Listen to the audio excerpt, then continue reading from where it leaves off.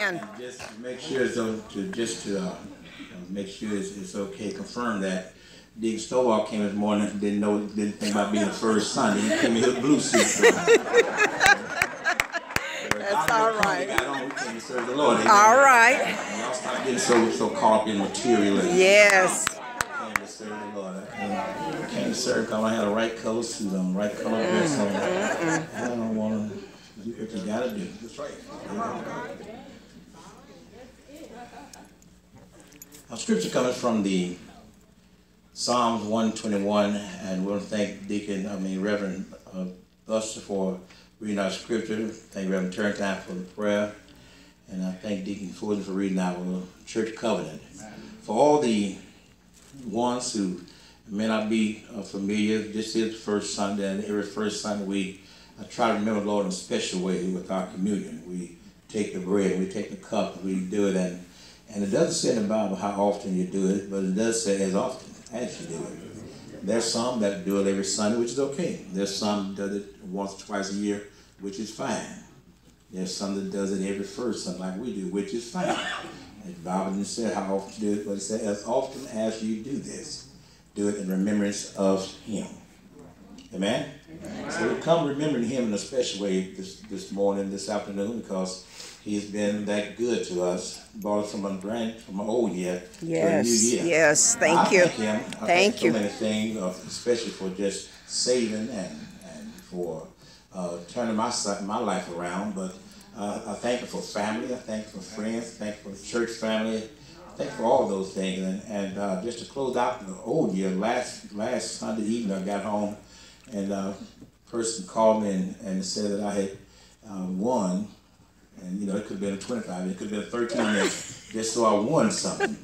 But I won the prize. They was giving away the Sign Live was selling tickets for a 55-inch 4K. And I got a call that even said that I won the TV. So that, my whole year went out in a nice way. So that's just the start of what's going to happen this year. I thank God for it. We thank God for it. We've already hung it up and hooked it up, and it's doing a good job. So we just thank God for it. He continued to bless us. He continued to bless us. Amen. But that's, like I said, it's just a TV. It's not my biggest blessing that God has blessed me with is life and life more abundant. And Him down on the cross is my biggest blessing. But I appreciate all the little things He do in between time and in the meantime. Okay, now I'm going to ask this question. And I'm the one hot in here. Oh, Lord, what are y'all trying to do? Yes, they try to keep, and when it's really cold outside, they won't give you no. Man. Well, they wouldn't get it. Man, oh man. What did the temperature set on? Rotisserie again?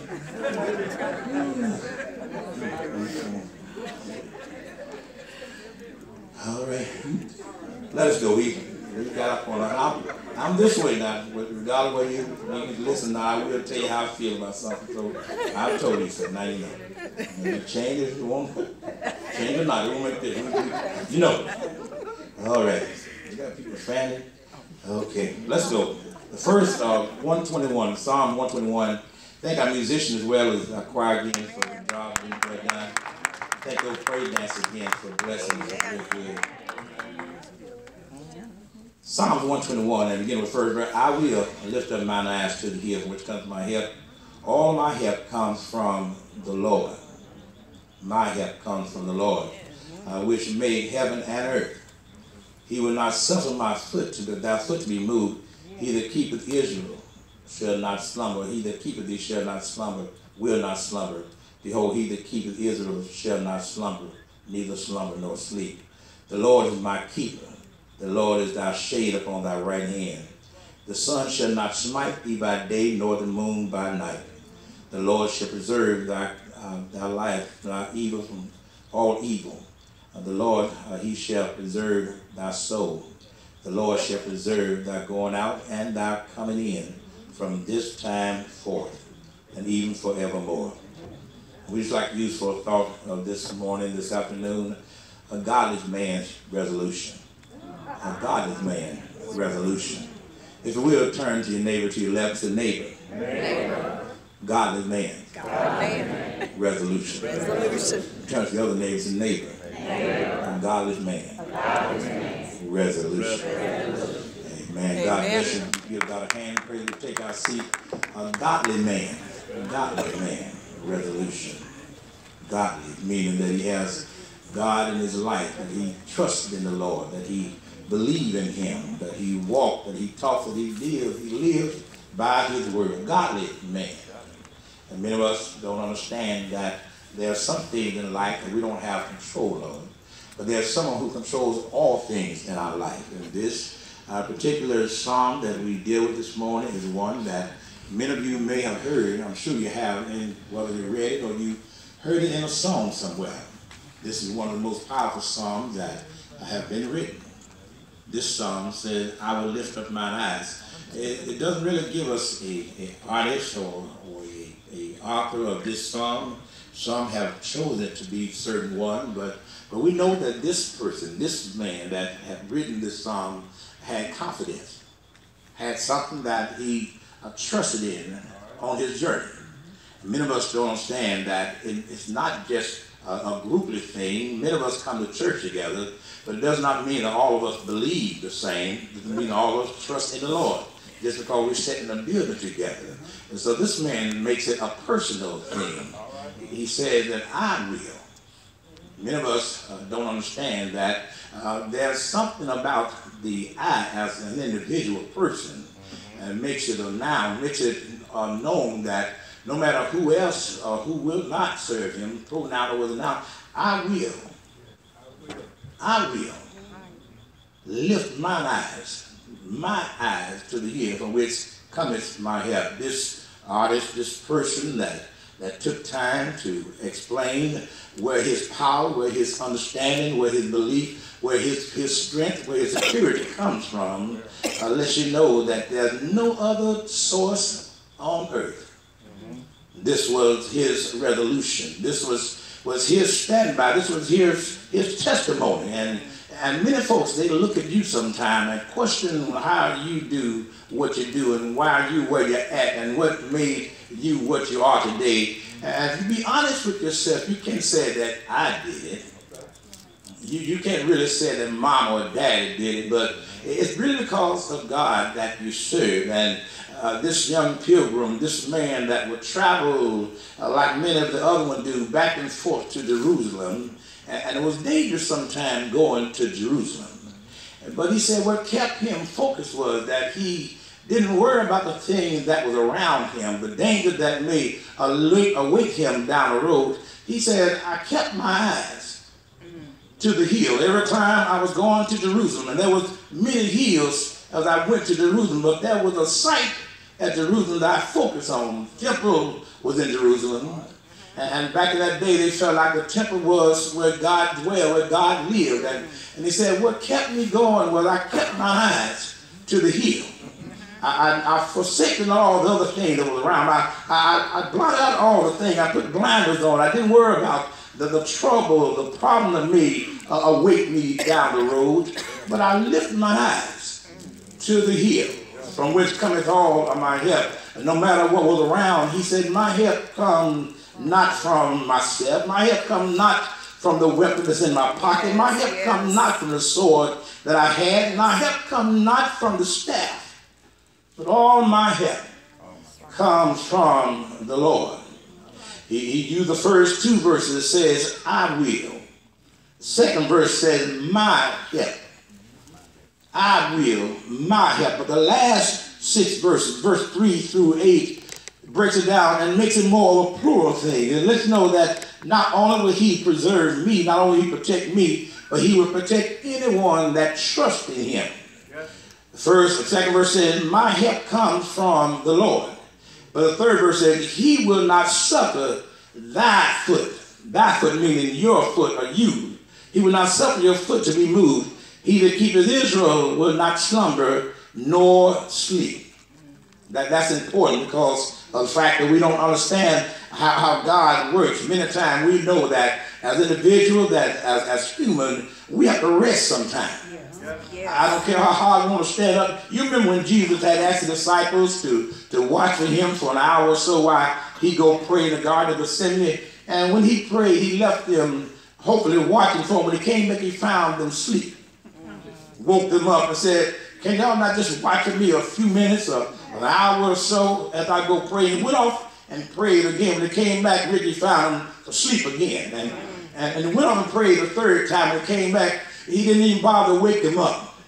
He said, go on and take a rest, because I understand that your spirits are willing, but your flesh is weak. We may have willing spirit, folks, but our flesh, we have to get some sleep sometime. But the Bible says that the psalmist says here that, behold, he that keep Israel, he neither slumbers nor sleep. But the good part about it, not only is he the keeper of Israel, he's the keeper of my soul. Not only can he keep Israel and the nation of Israel, but he keep individuals as well. So now we have this young man, this pilgrim said that this is my resolution. This is what I stand on. This is what I trust in, not myself. I will lift my eyes to the hill. No matter where I go, I keep my focus on the Lord. I know his power. I know his presence. I know what he can and what he will do. The pilgrim, he contemplated on his journey through the hills of Jerusalem. He contemplated on these things, but he found himself with assurance by knowing that the keeper of Israel also is a keeper of him. Not these things we need to learn and understand. That's why he said, all my help comes from the Lord. I heard a story when I was younger. This minister told a story about this old lady that one day she didn't have any food, and she went in her living room and she raised up her window and she began to pray to the Lord for food to eat. She was hungry, and this atheist was going down the road, heard her conversation. He eased up in the yard and he stood by the outside of her window and listened to her prayer to God as she was praying that God would send her some food, Susie. And this atheist, he didn't believe in God, but he decided to play a trick on the old lady. So he went down to the grocery store and bought a sack of groceries and brought it back up to her house, and he put it on the front porch, and he knocked on the door, and then he ran to the side of the house to watch her expression. And when she came out and saw the bag of food, she started praising God for the food that he had brought to her. And the atheist jumped out from inside the house and he laughed, oh, old lady, I tricked you. God didn't send that. I bought that food. And she looked at him and said, well, the devil may have bought it, but God still sent it. Yeah, all my help comes from the Lord. He that keepeth Israel will not slumber. He that keepeth will not slumber nor sleep. He don't go to sleep on us. We may have to sleep, and that's what makes it good. Sometimes, because we don't know any better, a lot of times we'll stay up and we'll worry ourselves all night long how to handle a problem, how to fix a problem that we're dealing with, and then to find out that we were just wasting our time because I don't care how long we stay up at night or how long we stay up during the day, we can't fix anything, Brenda. We just have to trust in the Lord. So now that I understand that God is the one that stays up all night, he don't need any rest, he don't need any sleep. Now I understand that I just leave it with him and I can go ahead and get me some rest.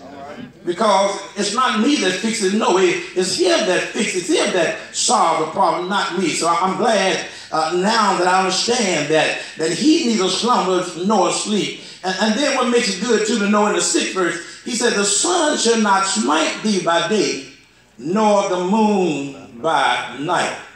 In other words, whatever danger occurs in the daytime, or whatever happens in the night, God got your back. He's a keeper. He preserves. He does these things. And when you think about all the things that we go through, whether day or night, and there's a lot of folks, and I'm not saying, I know, I believe in ghosts, some ghosts. I have to, because if I didn't, I couldn't believe in the Holy Ghost. So I believe, I believe in ghosts. I believe in that, but when it comes down to the fact, we have some folks that just get ballistic, and is that a word? I'm using right? Ballistic. I don't know what it means, but it sounds good, Brown. To the point that they just get all blown out, and they'll see they can't watch scary movies on TV because they have those kind of dreams, but it's funny to me though, because the ghost they see is only at night. They come out at nighttime and they come out when it's real dark.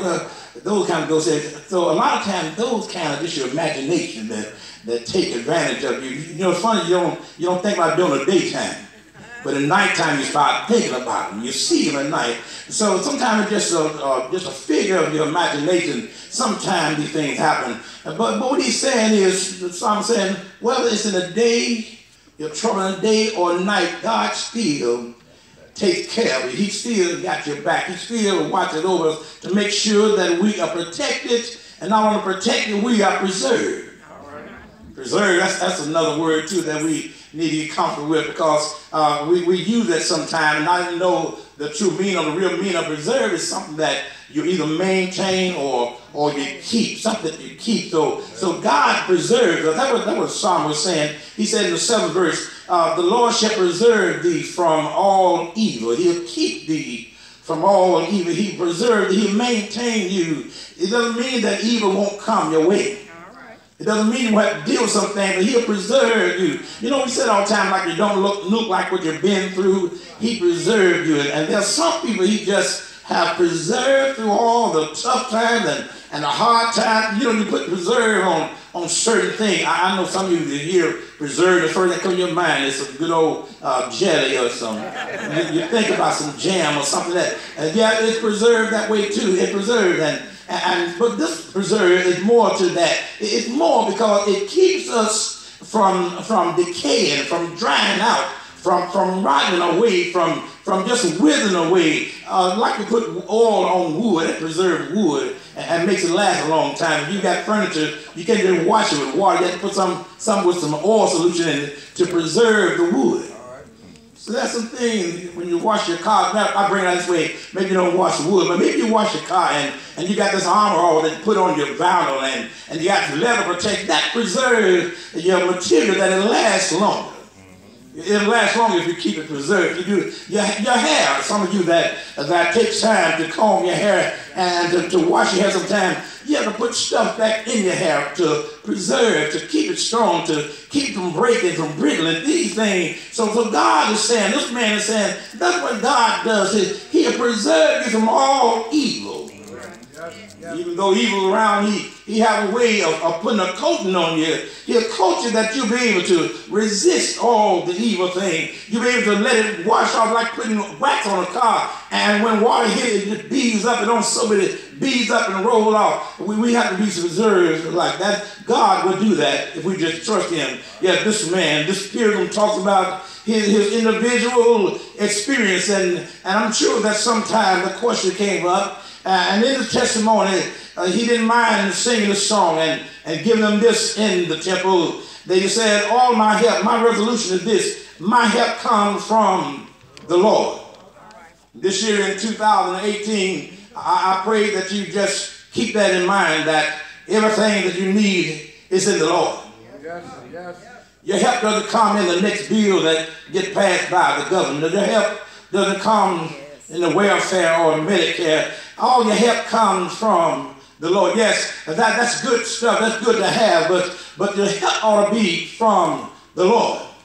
And this is why this pilgrim, and must have been some more people around, because he made it from a personal I will to he will keep thee. He will preserve thee. He will watch over thee. Thou going out and thou coming in. He will make sure that the heat doesn't take away during the daytime, nor the coolness at night will not freeze you out or come frostbitten. But he will help thee. He's the present help in a time of trouble. He's the present help. Now that we understand all these things, I'm sure that you made some resolution this year. But I pray out all your resolution that you have made a vow to just trust in the Lord. Because, and you have a problem with that. And I tell folks all the time, many times when you're going for something, you're trying to win something, you're trying to achieve something, you need to have something in front of you that keep you to reaching for that. I know a lot of businessmen, managers, they have this horse and carrot mentality, or stick and carrot mentality. And what they do, they will, and you probably seen it before, they'll have a carrot tied to a stick in front of a horse, and that horse is steady trying to get the carrot. And while he's reaching for the carrot, he's pulling the cart, and you're riding the cart. A lot of business does that to you today. They'll give you false goals. make you think you're going to be the manager one day, you're going to be the owner one day, and then they keep you excited, keep you reaching for that carrot that you'll never be able to grab. And while you reach for that, they're riding your back. They're going on their destination. So God doesn't work that way. He doesn't give you false hope and false dream, but he gives you true hope. And he said, if you just trust in me for one thing, you can trust in me for all things. So now what we need to do in life, and you'll see that you'll make your dream come true better when you have something that you're bound, that you're looking for. You have to be focused on something. If you just come into church and not have no thoughts about God and want to make heaven your home, it's easy for you to stop going to church. If you don't really believe in Jesus, that Jesus can heal you, it's easy for you to stop believing, stop trusting Jesus. But when you have a purpose, Yes. I didn't come to church just to see the choir. I didn't come to church just to hear the preacher. But I came to church to find the Lord when everything that fall apart. You're still there because your focus was not on what the preacher was doing or what the choir was doing. Your focus on what God could do for you. So everything else may fall apart, but God is still there because he said, I'm lifting my eyes to the hill. I'm looking for further past the hill. I'm looking further past the trouble. I'm looking further past the pain, the sickness, the doubt. I'm looking past all that. And I'm focusing on the hill from which cometh all my. I'm focusing on that place. There was a song, that song, man, I understand, the song they used to sing years ago, and it's called, the song says, I'm bound for the promised land. Bound for the promised land. And some of the verses in the song went like this. On Jordan's stormy bank I stand and cast a wishful eye to Canaan bright and happy land where my possession lie. I'm bound for the promised land. So I'm here to tell you today that no matter how things look, no matter how disturbing things may be sometime, your focus ought to be on heaven and heaven divine thing. Your focus ought to be on God and what God can do and will do for you. You can't live your life focused on man. You can't live your life focusing on material things. You can't live your life focused on what the news is saying. Your focus ought to be on the Lord. You remember how it was when Peter was on the ship and all the disciples were there, and how they began to be afraid and to be afraid because the ship was in torment. It was the wind and the wave was blowing on it. And they looked out and saw Jesus coming toward the ship, walking on the waters. And Peter said to Jesus, if it's really you, then allow me to come to walk on the water like you walking on the water. And then Jesus said, come on out, Peter, come on to the water. And Peter started walking, and he got there so far, and then he took his focus off of Jesus, and he looked and remembered all the stuff that was around him, the storm and the raging wind, and he started sinking because he took his eyes off the Lord. Anytime you take your eyes off Jesus, you can't do nothing but go down. So that's why the psalmist said, I will lift my eyes to the hill. I'm about ready to close now, but I just want you to know that this year, your eyes and your focus, your thoughts, your attitude ought to be on the Lord. Oh yeah, we don't only have time to sometimes hear about bad things, bad news, but when we hear so much bad news, it'll sometimes take our focus of what we ought to be doing. That's what folks do in ball games. They try to take your focus. They know you're good. And they know you have a better jump shot. They know you have a better jump. But they still try to take your focus, try to make you think you're not that good. In order they can get in your head, they can get in your game. But the Lord said, this man said, I will lift my eyes. I will stay focused on the hill from which cometh all of my help. I'm here to tell you today that there's a lot of things that may make you lose focus. And I advise you today, if by chance you lose focus, that something has been said today that will turn your focus back toward the Lord. Because the Lord said that if I'm for you, I'm more than the whole world is against you. And the Bible teaches us that who can separate us from the love of God?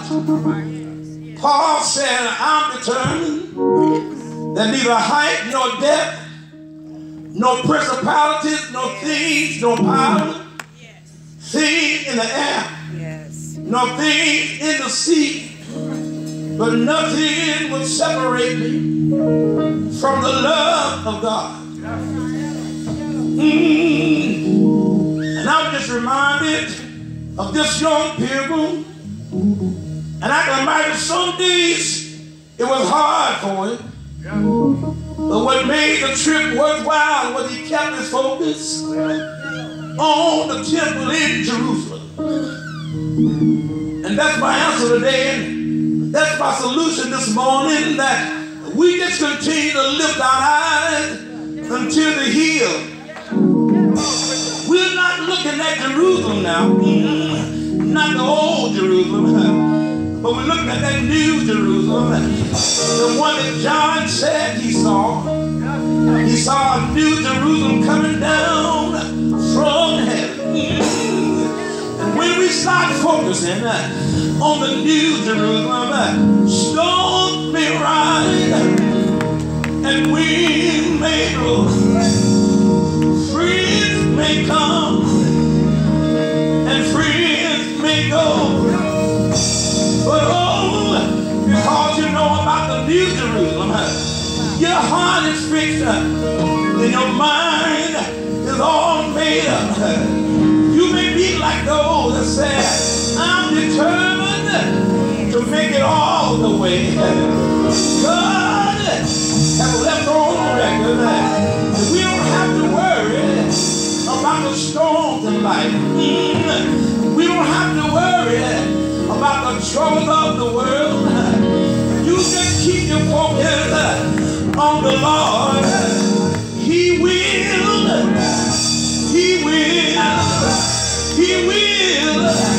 provide for you. I heard him say a long time ago, if God guides you, he'll also provide for you. Come here, Abraham. What did the Lord tell you? Abraham said, the Lord told me to get away from my people, and I'll take you to a land that you didn't have to work for. I'll take you to a place that set on 12 farm acres. Abraham went on God's word. I'll tell you today, if you just take God and his word, everything will be all right. Don't worry about what man says. Don't worry about what the sister says. But you just trust in what the Lord said. He said you should be the head and not be the tail. That's what the Lord said. He said, if I'm for you, I'm for the whole world against you. He said that. He said, I go to prepare a place for you. If I go to prepare a place, I'll come again and receive you. That's what the Lord said. He said, I don't care where you are. I'll be there all the way, even to the end. My answer today and my solution is, this year's resolution ought to be, I'm going to lift my eyes unto the hill, for when coming my help doesn't come from my Social Security. My help is not in my welfare check. My help is not in a nuclear bomb. My help, oh my help is in the Lord. He's able to speak right now, and man will live. He's able to speak again, and man will lay down and die. He's able to turn water to wine. He's able to make the blind see. He's able. He's able. And if God is for you, he's for the whole world. He's able, y'all. He's able. I'm going to lift my life. I'm going to trust him. I'm going to believe him. I'm going to listen to him until I die. I'll lift my eyes to the he that that keepeth Israel, he'll also keep you. He that keepeth the nation will also keep your soul. The Bible says, keep you in perfect peace. Isaiah 26:3, he'll keep you in perfect peace. If you keep your mind stayed on him, continue to lift your eyes to the hill where cometh all your help. All help comes from God. A godly man, resolution. God bless you. I've been standing the door of the church open. There may be someone here today that have never accepted the Lord as a personal Savior. But while the blood is still in the water,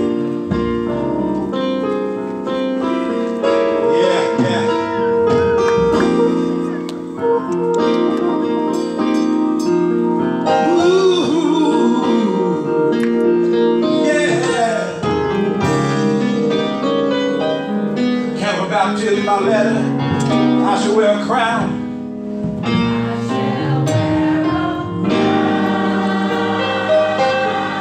When you come today, it's the first day of a brand new year.